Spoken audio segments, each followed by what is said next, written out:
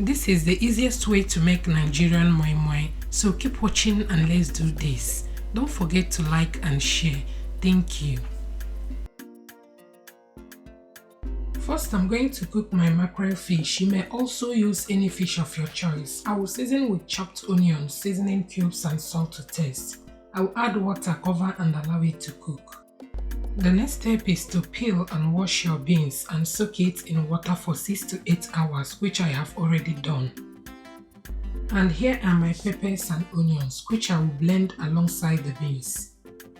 I will also blend the seasoning cube and crayfish at the same time.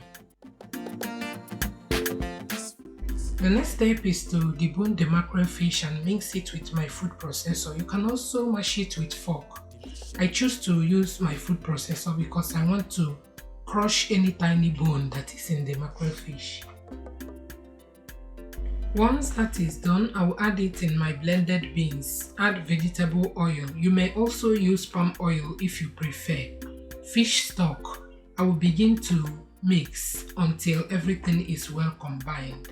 Don't forget to check for salt and the consistency of your moi moi because you don't want to end up with hard moi moi. So be sure that the consistency is right. Once the consistency is okay for me, I will begin to portion the moi moi with foil paper. You may also use moi moi pouch or moi moi leaf. I will continue the process until I am done.